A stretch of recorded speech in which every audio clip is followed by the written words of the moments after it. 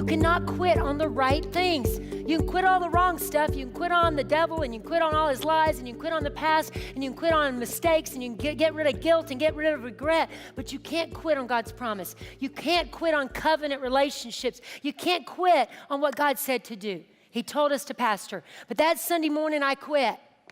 I did. I went, and she's standing there telling me this stuff.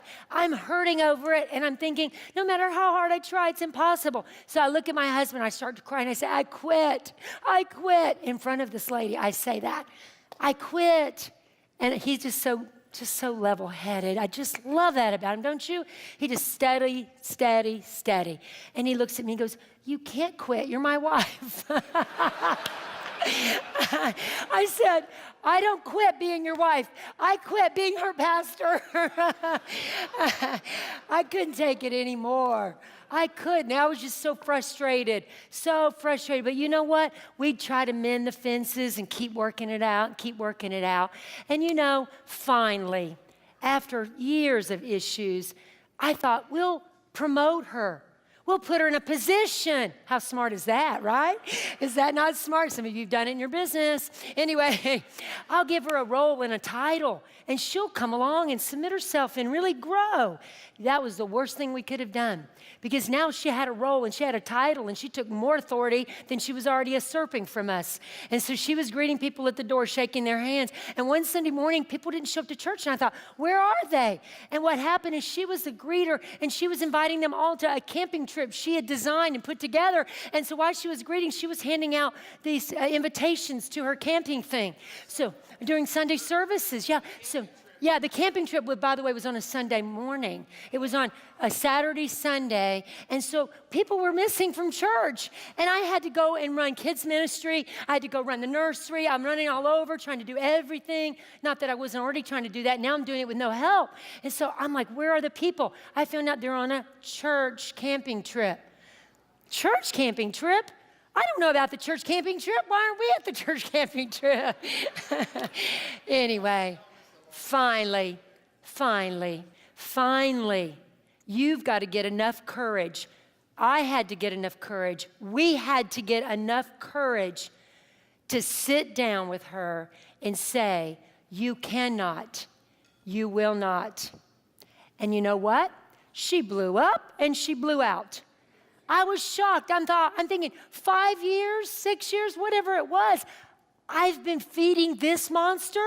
I've been feeding this situation. I've been stroking this and protecting this and trying to, and every time, even Gary would get mad about it. I'm going to talk to her. I go, oh no, honey, don't talk to her. Let's love her. If we just love her, she'll come around. We just need to love her more. You know what? Some of you are trying to love situations or demons or, doctrines of devils and situations. You can't love things and fix them that way. People have to want to do what's right. Jesus could not make Judas do what was right. God couldn't keep the angels in heaven from rebelling and a third of them leaving. So what makes you think by holding on to toxic relationships and people in your company and people in your life? My best friends in the church were the people that caused the most trouble. I don't know. Somebody told me keep them close and you can see what they're doing. I don't know. Anyway, that was not encouraging to my life. That was not encouraging. So that was the second time I wanted to quit. Wanted to quit my marriage. Actually, third time. At points we wanted to quit business. But actually, I found business was easier because pastoring was confusing for me because I thought, well, if God is love and I'm supposed to love people and I'm to be Jesus to them, that means they're supposed to get to crucify me every weekend. I don't know where I got that theology.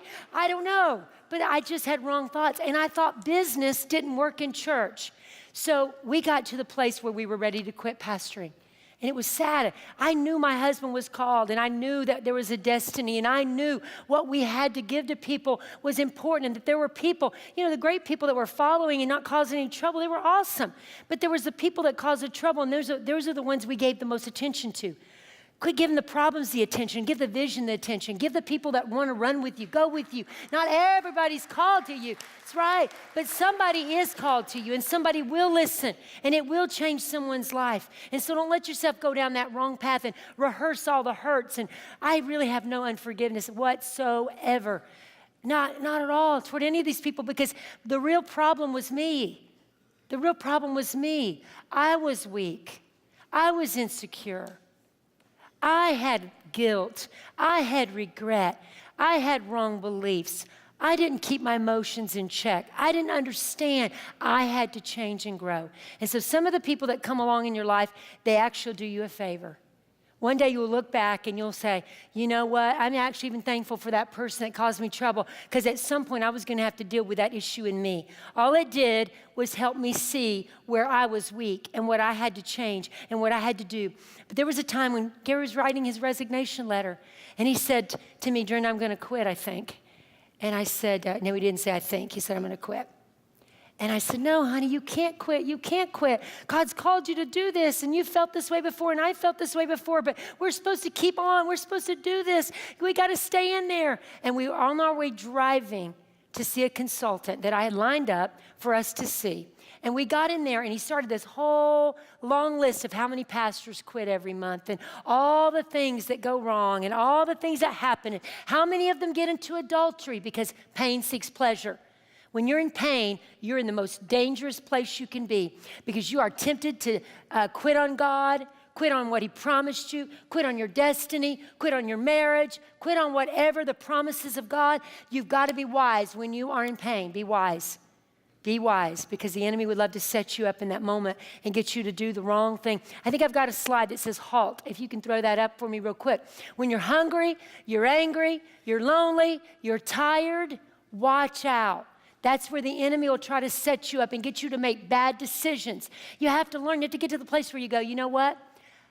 I'm hungry. Men especially, right? Women, we've learned that, right? Esther knew better than that. She didn't try to ask the king anything until she fed him first, okay? Women, there's a good lesson in that. When a man gets hungry, he gets grouchy, and you need to feed him, all right? He goes through food a lot faster than you do. Anyway, when you're angry, when you feel mad, when you feel hurt, you feel wounded. Actually, anger is a secondary emotion. Did you know that? The first thing that happened is the real issue, and anger is the response to that first emotion. So if someone rejected you, someone did something painful to you, and then now you respond with anger. And so anger is a secondary emotion. So when you find yourself angry and lashing out, ask yourself, what is really the issue? What is the issue I'm not dealing with that is making me respond with anger? Because I'm not dealing with the real issue, and you know what I'm talking about. You can do that with people. You can do it with employees. You can do it with something with your business or something with whatever you're involved with. If you don't deal with the child, one time I had a lady drag a 2-year-old in my office, and she's like, this 2-year-old's driving me crazy. I hate this. I can't stand it. I want to abuse her. And I'm like, I can see why she's driving you crazy, because she's crawling all over my desk and all over me. There was 2 children there. There wasn't a mother there. The mother has to be stronger. The leader has to be stronger. The leader can't go around all the time wounded and hurt and talking hurts and talking things that are, not good for the kids, right? So I'm being transparent with you today because you are leaders, and you need to know we've come through some hurt so you can come through your hurt. You don't have to quit when you're hurting. Instead, you get better instead of bitter. We went to the consultant, and I listened to all those statistics, and I'm choking tears. You know that little girl cry, little boy cry, where you know you're not supposed to cry and you keep it down there and then it starts to shake your body? Your whole body's crying now because you won't let yourself cry. That's what I was doing. And I didn't even really hear a word that consultant said that day when he was speaking, except for all that pain. And I knew I was in pain, and I knew my husband was in pain, and that's why I was in pain. Because ladies, we carry that. We love our husbands. We love our family. When one of them's hurting, we hurt. And I went up to the consultant at the end. I said, I don't know what it costs or what we have to do, but my husband wrote his resignation letter, and we've got to do something. Can we meet with you? And he set up a meeting with us, and for 2 days, we grew, and we just went over the pain we were in and the problems. You know what the biggest issue was? We didn't want to hurt anybody, so we wouldn't deal with anybody. It's like a parent. It's like that lady that brought the 2-year-old in my office, and she's at her wit's end, and she's losing it. And the reason she's losing it is she wouldn't deal with the 2-year-old over the small things. And now the 2-year-old's completely out of control. And it's a big, ugly problem. And now she's feeling abusive and she's angry. So what is it you're not dealing with in your life? Ask yourself, what is it I'm not dealing with that's causing me to feel anxious, angry, that's stealing my time, that's stealing my motivation, that's stealing my joy. Do you want to end the war on sadness? Then click the button right there and subscribe.